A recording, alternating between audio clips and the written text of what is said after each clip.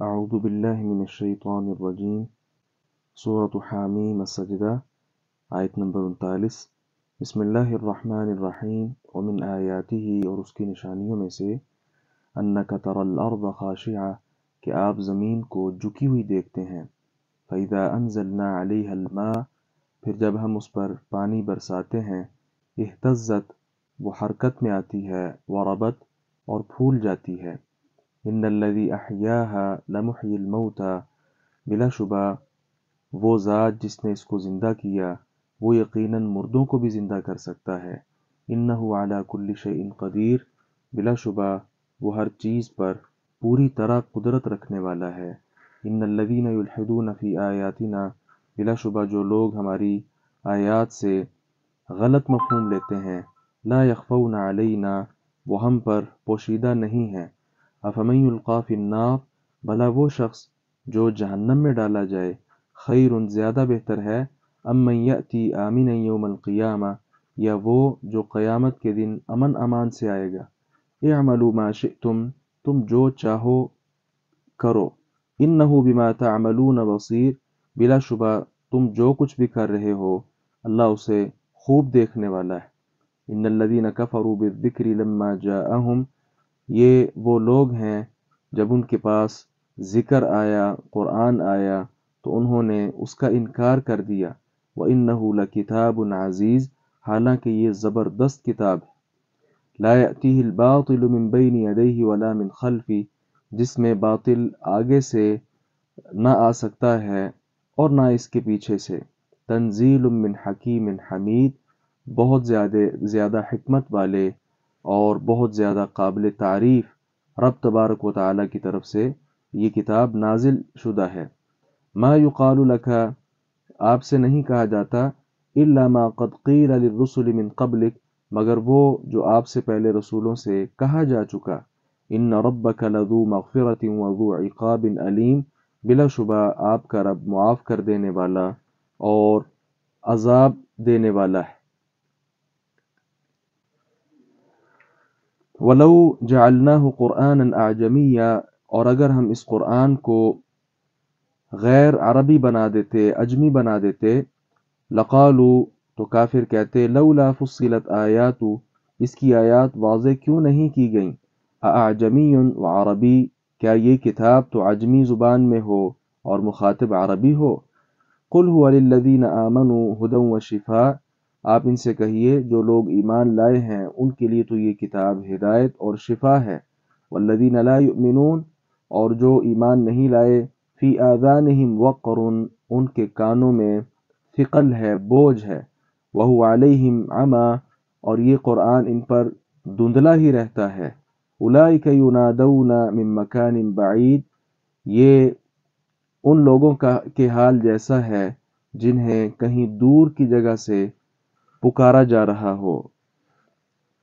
ابھی ہم نے جو آیات پڑھی ہیں، اس میں سب سے پہلے تو اللہ تبارک و تعالی نے اس بات کا تذکرہ کیا کہ آپ زمین کو دیکھتے ہیں کس طرح وہ جھکی ہوئی ہوتی ہے، مراد بالکل بنجر ہوتی ہے، لیکن جیسے آسمان کی بارش، اس کی بوندیں اس مردہ زمین پر پڑتی ہیں، وہ پانی کے قطرات بظاہر معمولی سے ہوتے ہیں، لیکن اس کے ساتھ یہ زمین کی سختی اور صلابت، یہ ساری کی ساری نرمی میں آ جاتی ہے، اور یہ جو سخت زمین ہو چکی تھی، پانی کو قبول کرنے کے ساتھ پھر یہ پھلتی ہے، یہ کھلتی ہے، اور اس کے اوپر پھل لگتے ہیں، اور پھر یہ لہلہانا شروع ہو جاتی ہے۔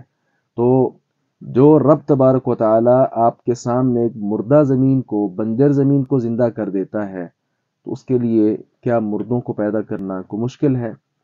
پھر اللہ رب العزت نے فرمایا کہ جو لوگ ہماری آیات میں الحاد کا رستہ اختیار کرتے ہیں، الحاد کا مطلب ہوتا ہے اصل رستے سے پھر جانا، تو مفسرین نے لکھا ہے اس سے مراد اللہ تبارک و تعالیٰ کی صفات میں تحریف کرنا اور تکییف، تمثیل، تشبیہ وغیرہ ان چیزوں کا سہارا لینا، وہ یہاں مراد ہے۔ اس پر شرح العقیدہ الواسطیہ ایک بڑی معروف کتاب ہے، شیخ الاسلام ابن تیمیہ رحمہ اللہ کی یہ کتاب ہے العقیدۃ الواسطیہ، پھر اس کی شرح آگے بہت سے علماء کرام نے لکھی ہے۔ تو اس میں اس بات کو تفصیل کے ساتھ بیان کیا گیا ہے گمراہ فرقے کون سے ہیں جنہوں نے اللہ تبارک و تعالیٰ کی آیات کو اصل معنی سے پھیر دیا ہے۔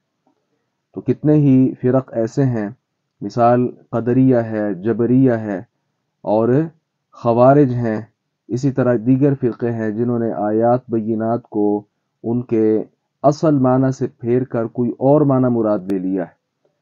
تو ایسے لوگ اندھے ہیں۔ کل قیامت کے دن جو لوگ اللہ تبارک و تعالیٰ کی آیات کا غلط مفہوم مراد دیتے تھے ان کو جہنم میں ڈالا جائے گا۔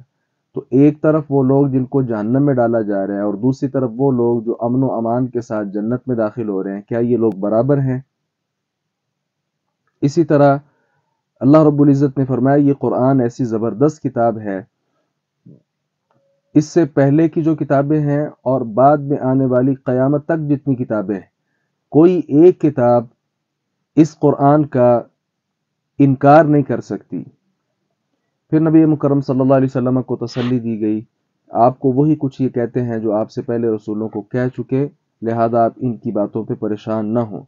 اس کے ساتھ ہی ایک اور بات کا اللہ تعالیٰ نے تذکرہ کر دیا، یہ لوگ کہتے ہیں کہ قرآن جو ہے نبی مکرم صلی اللہ علیہ وسلم علیہ باللہ خود اپنی طرف سے گڑھ لائے، حالانکہ وہ جانتے تھے کہ آپ صلی اللہ علیہ وسلم امی ہیں، ان پڑھ ہیں۔ تو ان پڑھ آدمی جو پڑھا لکھا ہی نہیں ہے وہ اتنا شاندار کلام لے کر آئے کہ سارے کے سارے عرب کو وہ چیلنج بھی کرے اور کوئی اس جیسی ایک صورت بھی نہ بنا پائے، لیکن اس کے باوجود وہ کہتے تھے نہیں، یہ کہیں نہ کہیں سے لے آتا ہے، بنا کر لے آتا ہے، العیاذ باللہ، نقل کفر نہ باشد۔ تو اللہ رب العزت نے فرمایا کہ اگر ہم اس قرآن کو اجمی زبان میں اتار دیتے، اس وقت بھی انہوں نے یہ کہنا تھا کہ اس کی آیات تمہارے لیے واضح نہیں ہے۔ تو یہ تو اللہ تعالیٰ کا احسان ہے، یہ عربی لوگ ہیں تو اللہ تعالیٰ نے عربی زبان میں قرآن اتارا تاکہ ان کو سمجھنے میں، جو اولین مخاطب ہیں، ان کو سمجھنے میں کسی قسم کی جو دشواری ہے وہ نہ ہو۔ ان کے علاوہ جو اہل ایمان ہیں، نبی مکرم صلی اللہ علیہ وسلم کو کہا گیا کہ آپ ان سے کہیے، وہ تو یہ قرآن ان کے لیے سراسر ہدایت اور شفا ہے۔ اب دیکھیں، اصل مسئلہ ہوتا ہے حق بات کو قبول کرنے کا جذبہ۔